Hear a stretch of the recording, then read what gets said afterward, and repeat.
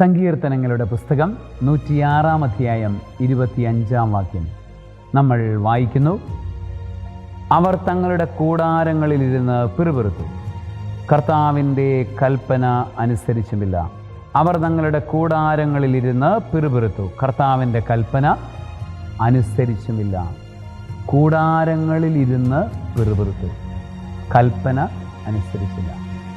ആരാണ് അത്? ഇസ്രായേൽ ജനമാണ്.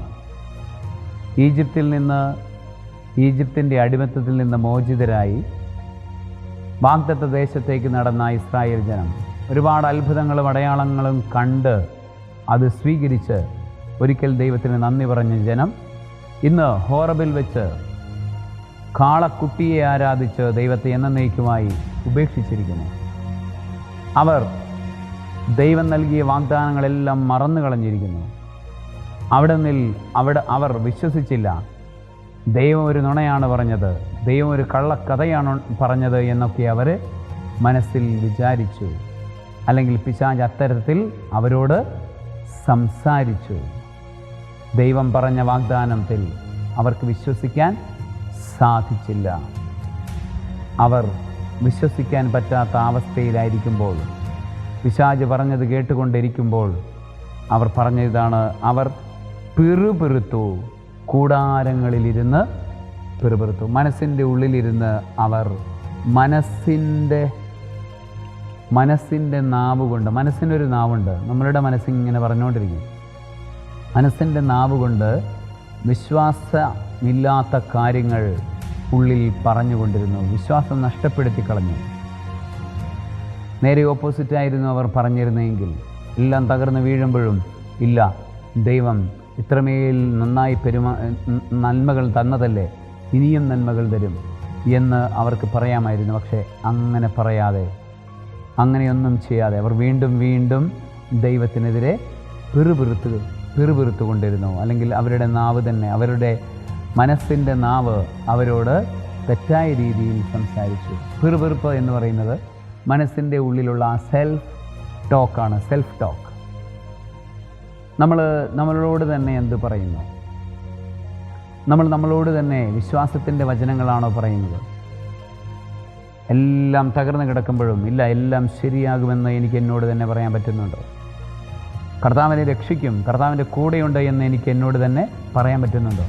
പറയാൻ പറ്റാത്ത അവസ്ഥയാണ് പിറുപിറുപ്പ് എന്ന് പറയുന്നത്. പ്രിയപ്പെട്ട സഹോദരങ്ങളെ, ഈ പിറുപിറുപ്പ് പൈശാചികമായ സ്വാധീനത്തിൻ്റെ ലക്ഷണമാണ്. പൈശാചികമായ സ്വാധീനങ്ങളുള്ള വ്യക്തികളെ നമ്മൾ കൗൺസിലിങ്ങും മറ്റുമൊക്കെ നടത്തുമ്പോൾ നമുക്ക് മനസ്സിലാക്കുന്ന ഏറ്റവും വലിയൊരു കാര്യമാണ്, അവർക്ക് പിറുപിറുപ്പിൻ്റെ അവസ്ഥ ഉണ്ടാകും.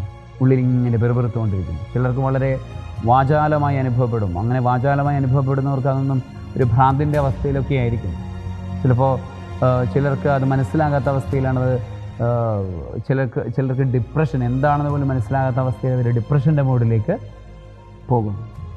മനസ്സിനോട് തന്നെ പറയുന്നു, മനസ്സ് ആ വ്യക്തിത്വത്തോട് പറയുന്നു, നീ ശരിയാവത്തില്ല, നീ നന്നാവത്തില്ല, ദൈവം നിൻ്റെ കൂടെയില്ല എന്നൊക്കെ ഇങ്ങനെ പറയും. ഇത് പൈശാചികമായ സ്വാധീനത്താലോ പൈശാചികമായ സാന്നിധ്യത്താലോ ആണ് ഒരു വ്യക്തി അങ്ങനെ പറയുന്നത്. പ്രിയപ്പെട്ടവരെ, നമുക്ക് അത്തരത്തിലുള്ള ഒരു പ്രശ്നം ഉണ്ട് എങ്കിൽ ഒറ്റക്കാര്യം ചെയ്താൽ മതി. ദൈവാരാധന കറക്റ്റാക്കുക. 1-ാം പ്രമാണ ലംഘനത്തിൻ്റെ ഏതെങ്കിലുമൊക്കെ മേഖലകളിൽ നമുക്ക് വീഴ്ചകൾ വന്നിട്ടുണ്ട്. വിശ്വാസത്തിന് കുറവ് സംഭവിച്ചിട്ടുണ്ടാകും, പ്രത്യാശയ്ക്ക് കുറവ് സംഭവിച്ചിട്ടുണ്ട്. നിരാശ കഴിഞ്ഞിട്ട് വരുന്ന രോഗമാണ് പിറുപിറുപ്പ്. നിരാശ കഴിഞ്ഞിട്ട് വരുന്ന രോഗമാണ് പിറുപിറുപ്പ്. പ്രത്യാശയില്ലാത്ത അവസ്ഥയിലേക്ക് പോയിട്ടുണ്ടാകും. ദൈവസ്നേഹമില്ലാത്ത അവസ്ഥയിലേക്ക് പോയിട്ടുണ്ടാകും. ദൈവമേ, ഞാനെങ്ങനെ സ്നേഹിക്കുന്നു എന്ന് പറയാൻ പറ്റാത്ത അവസ്ഥ.